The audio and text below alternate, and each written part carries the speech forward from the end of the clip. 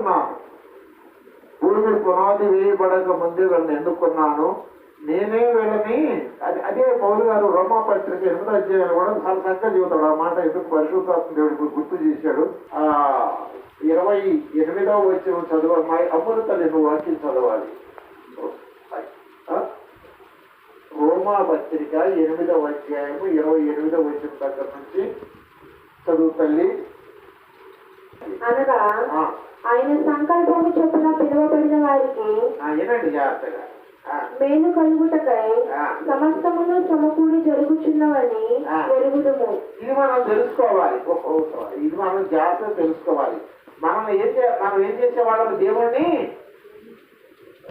ప్రేమించేవారు. మనం ఎవరిని దేవుణ్ణి దూషించేవాడు కాదు, ద్వేషించేవాడు కాదు, దేవునికి భయపడేవాడని. దేవుని మందిరం అంటే చిన్న పిల్లలతో సహా అందరూ వచ్చారు. వాళ్ళు మోసారు. ఈ నడి నెత్తిని మీద పెట్టిలో అట్టాకే కొట్టారని కూడా లేకుండా కొంతమంది వాళ్ళు నెత్తి మీద పెట్టుకొని మోసారు. వాళ్ళు ఎందుకు వాళ్ళు కష్టపడ్డారు?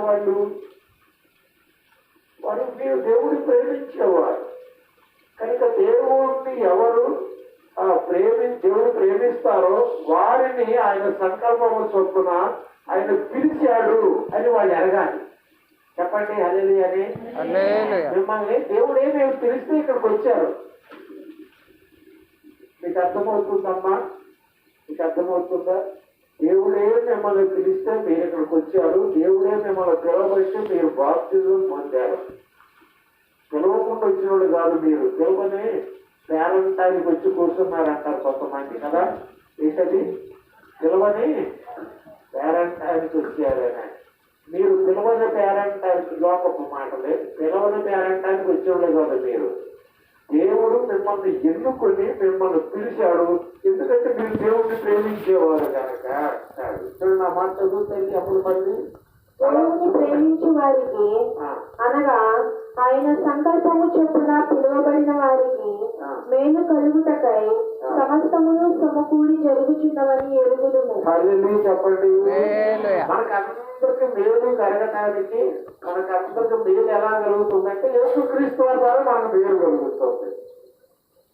సమస్తము సమకూడి మనకి ఎందుకు జరుగుతుంది అంటే ఆయన మనల్ని పిలిచాడు కనుక. ఆయన సంకల్పములో ప్రీ జెస్టేషన్, అదే కదా నేను చెప్పింది, ప్రీ జెస్టేషన్ థియరీ అంటే దేవుడు ముందుగా ఎన్నుకొని ఫలానా సంవత్సరంలో వీళ్ళు వస్తారు, వాక్యం వింటారు, బాప్తిజం పొందుతారు, నా బిడ్డలు అయిపోతారు అని దేవుడు భూమికి పునాది వేయక ముందే మిమ్మల్ని ఎన్నుకున్నాడంట.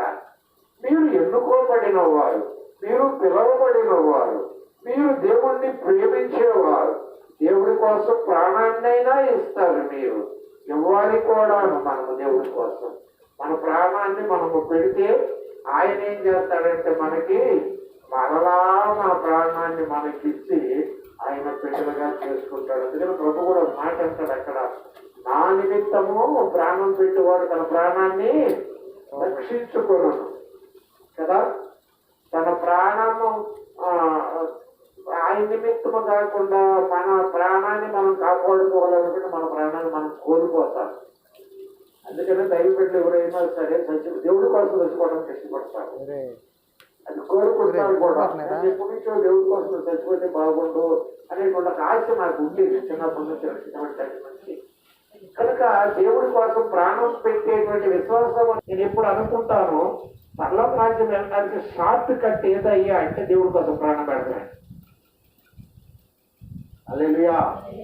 దేవుడి కోసం ప్రాణం పెట్టే విశ్వాసం మీకుంటే కసక్క నీ గొంతు కోసిస్తే పుసిక్కిన పర్లోక రాజ్యం వెళ్ళిపోతావు అంతే. అందులో తిరిగేది ఇక ఈ బాధలు, ఈ జంజాటాలు, ఈ శోధనలు, ఈ తిరకాసులు ఇవన్నీ లేకుండా ఆ హాయిగా వెళ్ళే మార్గం ఏంటంటే ఎవరన్నా వేసుకుని ప్రకటిస్తామంటారని చెప్పి కసక్క వేసేదనుకో పుష్పతి పర్లో వెళ్ళిపోతాయి నా ఆత్మ. అంటే చాలా షార్ట్ కట్. దేవుడి కోసం ప్రాణం పెట్టడం చాలా షార్ట్ కట్. ఎప్పుడు మాకు అదొక ఆశ, ప్రభు కోసం ప్రాణం పెట్టి చచ్చిపోవాలని. ఎవరన్నా చంపితే బాగుండి అనిపిస్తుంది నాకు. ఇలా వాక్యం చెబుతూ ఉండగా లేదా వాక్యం చెబుతూ చచ్చిపోవడం అనేది నా ఆశ. ఓకే, ఇక్కడ దేవుణ్ణి ప్రేమించు వారికి అనగా ఆయన సంకల్పము చొప్పున పిలువబడిన వారికి మేలు కలగటానికి సమస్తము సమకూడి జరుగుతుంది ఎరగాలి. ఏది జరిగినా కూడా అది నా మేలుకే. నాకు వ్యాధి వచ్చినా, నాకు బాధ్యతలు వచ్చినా, నా బిడ్డలో నన్ను శోధించినా, లేదా అనేకులు నన్ను దూషించినా, అది దేనికోసం నాకు చెప్పలేదు మీరు.